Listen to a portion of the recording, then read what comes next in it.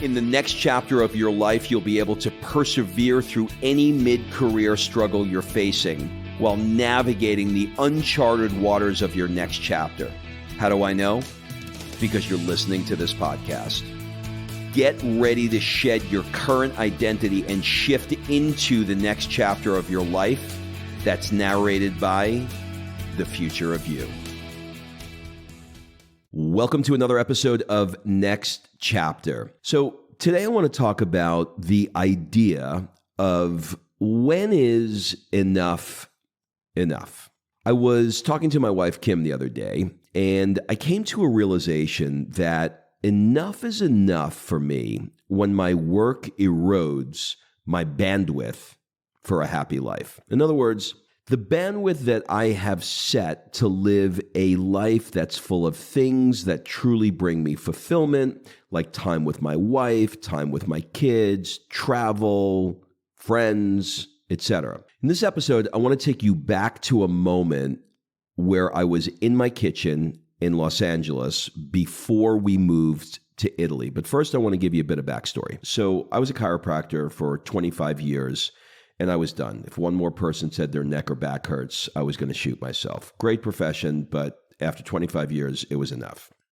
And so as a chiropractor, I was always dreaming of, if I'm not working here, where would I like to be? And the answer for me was always California. So I kind of knew that when chiropractic was over, I was going to move to Southern California. I wanted to be near the beach, these dreams of Rodeo Drive and great weather and surfing and, you know, where all the cool people were. And my wife knew that. And she's like, okay, well, now that you're retired, we could leave Atlanta where we're living and go directly to Los Angeles. But what if, you know, it was the summertime and Sophia, our daughter, wasn't in school yet.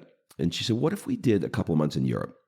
I was like, what do you mean? She said, well, let's do like 4 months. You know, you can't do more than 3 months in Europe, but we could do 4 if you leave this thing called the Schengen area, right? So I was like, okay, well, where do you mostly want to go? She said, I mostly want to go to Florence. I've always loved Florence. So I was like, okay, well, we're going to pack the house up. I mean, I could just as easily just make a triangle, go Atlanta, Europe, LA.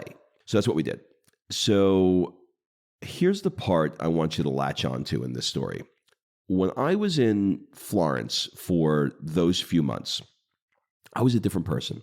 I was light, easy, happy, engaged. I was talking about things that I never talked about before, like art, wine, culture. I mean, I was the guy that when I went to a restaurant, I would go to my more sophisticated friends and say, you pick the wine. It's red. I don't know the difference from one to the other. Or if I looked at art, I'd be like, I mean, it's nice, but I don't get it in quotes. But here, I started getting into art and wine and culture and food, and I felt alive. For the first time in my life, I felt alive. But I had this California dream. And I did not want to let it go. It was literally 25 years. When I was a kid, my girlfriend's father took me on a business trip with him to California. And I remember being on Rodeo Drive. And I just had that locked in my head that that's where I was going to go. It had the perfect weather, the beautiful people, and blah, blah, blah. So I didn't want to let that go. I was so conflicted that while I was in Florence, I was calling real estate agents to find a place to move to in Los Angeles, but I was also calling attorneys here to see if we could extend our time or maybe even live here. So my wife is like, well, what are you doing? Do you want to move to LA or do you want to stay in Italy? I'm like, I want to move to LA. And she's like, well, why are we looking into this thing with the attorney? I'm like, well, just in case we ever decided while we're here, I mean, we should. So I was not listening to this internal GPS. I was moving to California, but my heart was obviously and clearly in Italy, but I was not willing to recognize it. So eventually we moved to California. We found a nice place near the beach, and I started building up my second career, my new businesses. Many of you are aware of the kinds of things I do, but if this is your first time listener, I do coaching, I do business events, I have courses, things like that. Being in LA, I was surrounded by people that wanted to do these things, right? They wanted to level up. They wanted to play bigger. They wanted to get out of the 9 to 5. They wanted to crush it. So I was stimulated by that environment, right? I wanted to set my goals higher and go after it. And so what did I do? I packed my Zoom schedule back to back with 2 minutes to spare in between Zooms. So I was doing coaching session, going on to a session to talk about the next event I was doing, but I was back to back booked. All right. Back to the kitchen. My home office in the California house was right next to the kitchen. I had just finished a Zoom meeting and I busted out the door. I'm like almost knocking everybody out of the way because I have 2 minutes. I'm starving. I grabbed the blender. I grabbed the shake stuff to throw 2 scoops in, go to the sink to get some water. I could see my wife. You know how you can like feel somebody looking at you? I could feel her looking at me. She's sitting at the table with my daughter. And I could tell that she wanted to talk with me, but she knew that she had 2 minutes before my next Zoom because she had been watching this now day after day. And she had 2 minutes to be able to talk to me. And if she did, she had to fight the blender and me saying, I only have a minute. I only have a minute. So when the blender stopped, she took a breath. I looked over at her to just say, hey.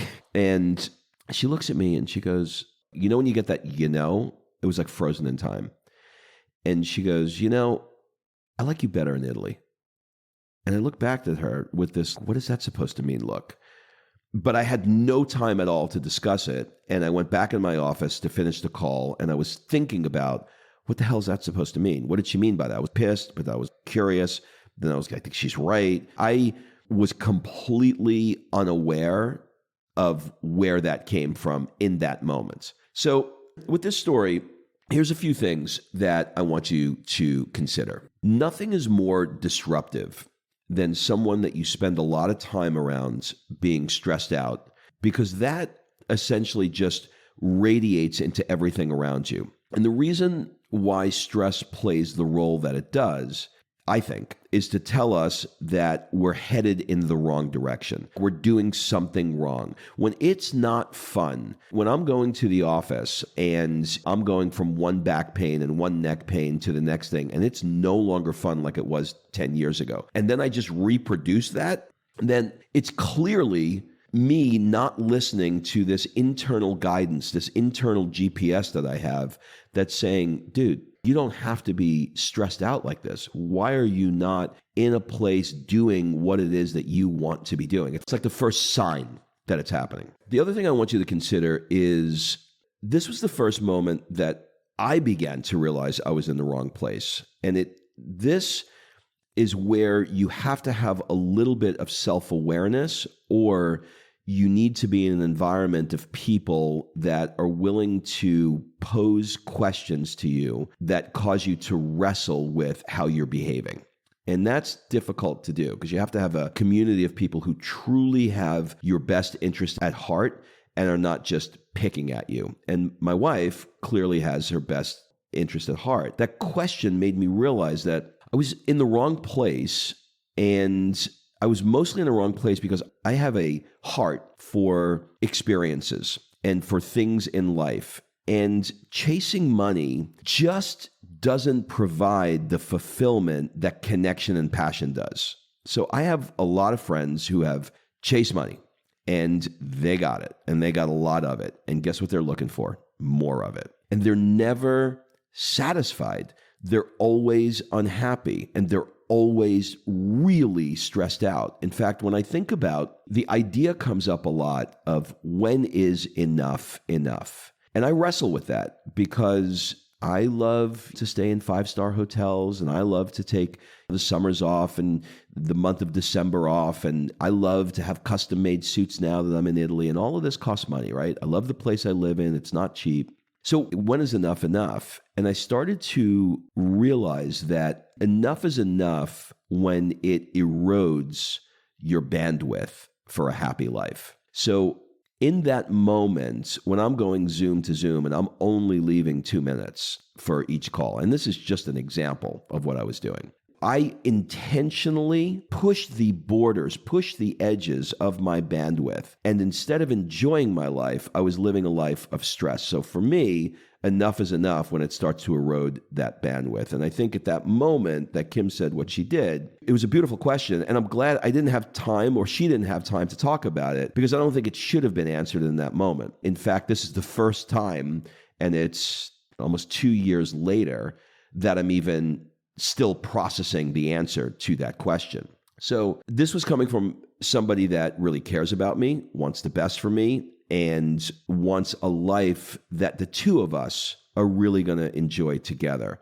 And I was living, and this is the part I want you to get, I was living in my head, and I was not living in my heart. I believed that I needed to be on a Zoom because this is where I can make money. And I was going to surround myself with people in LA that were making that kind of money that I want. But I think intuitively in my heart, what she was pointing out is that when I was in Italy, I was being surrounded around things and people that I truly wanted to be around. So it started making me think of different questions like, what else am I not aware of? What else is it that I really want? It's easy, especially when you grow up in America, the American culture, it's easy to just become robotic about the idea that you have to do something to make money. That was my ethos. I have to do something, almost like this desperate,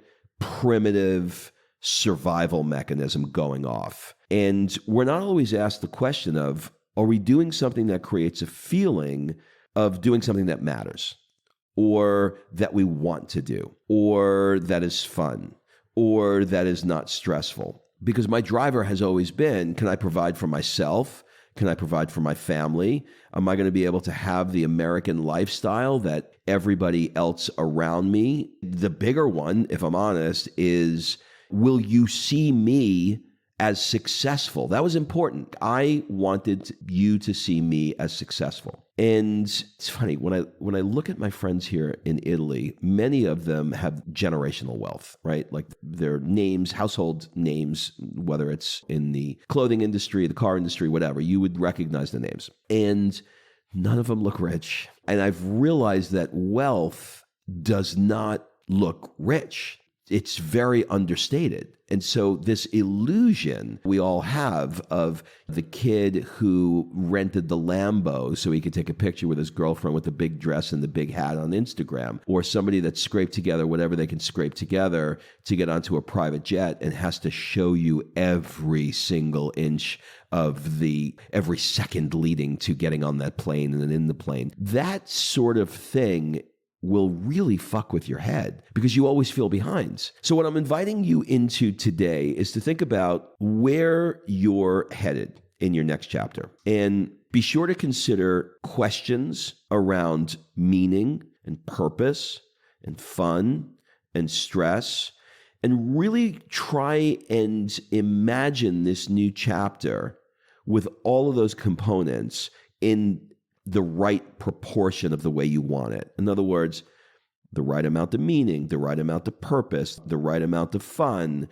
and get rid of all of the stress that's tied up in all of these things that you were told are going to make you happy. All right, that's it, everybody. Have a great week, and I'll see you next week. Bye-bye.